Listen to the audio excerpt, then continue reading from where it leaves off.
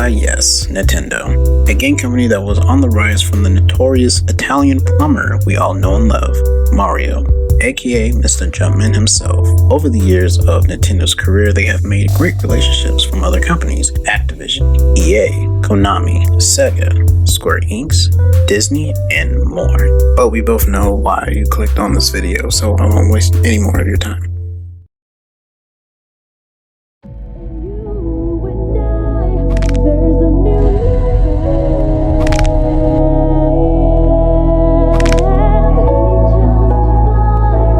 Why I think Sora from the famous franchise Kingdom Hearts will be on the next review of Super Smash Bros. Ultimate.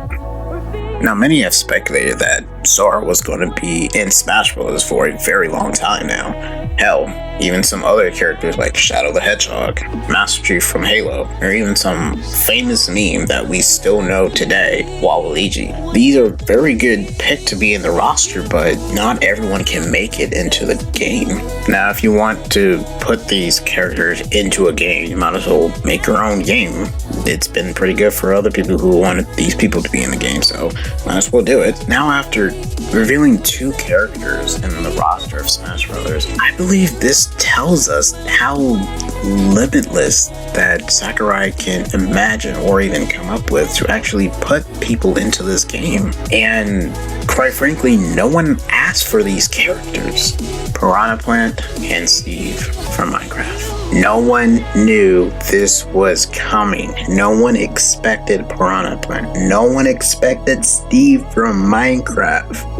No one expected this because you would have to implement a system for Steve himself to actually be functional in a Smash game that does not have any blocks at all. So they found a way. After these 2 characters been revealed, I have come to a conclusion. Nintendo can't get their little hands into any company that involves very important characters in their game. They can get their character IPs with a big contract to display this possibility.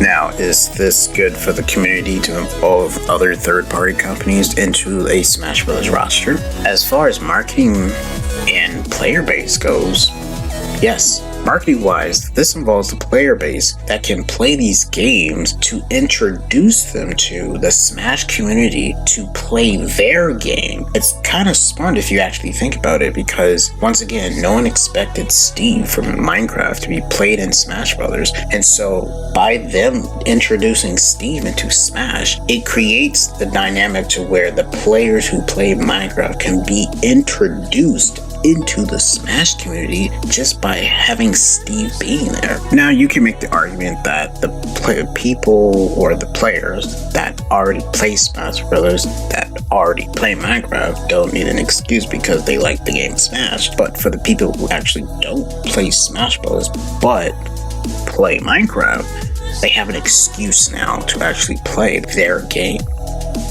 And to be honest, it's kind of smart. Not kind of, but it is smart. But, you know, who am I supposed to be? A regular person talking about games on YouTube? Ugh, whatever. In a way to actually get into Smash Bros. And to get in the vision of Sakurai, I believe that I've come up with some key things to actually get a character registered into Smash Bros. These key things play a big role in how they get into the game.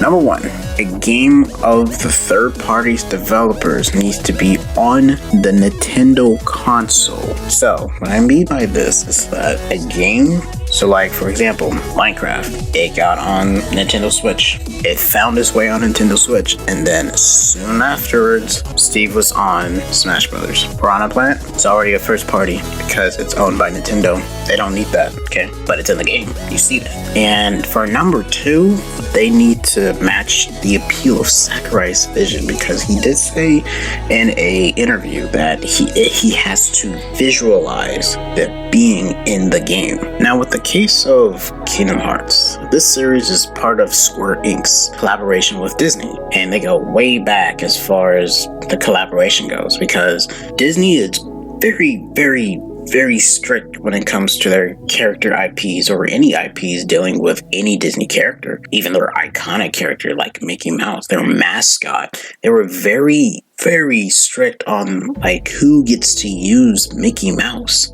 as an IP, because quite frankly they're very skeptical about it because it's their mascot. Of course, they represent Disney, so any part of Mickey Mouse that is involved will represent Disney, which will actually tarnish the business of Disney. So I can see why they're very strict about it. So when it came to Square Enix and how Kingdom Hearts came to be is that Square Enix pitched an idea to use their Disney IP for the universe of Kingdom Hearts. But then they ran into a crossroad. Square Enix wanted to use Mickey Mouse. Now, as soon as Disney heard that, they had red alerts all around because they don't want no part of anybody using Mickey Mouse at all. Although Disney did say they can only use Mickey Mouse once and one appearance only. That's it. Like his face cannot be there. He could be a shadowy figure if anyone cares, right? The best example for this was when Square Enix developed the first Kingdom Hearts. I think it's at the beginning or the end. Mickey Mouse shows up in the shadowy distance holding a keyblade to shut the door from whatever.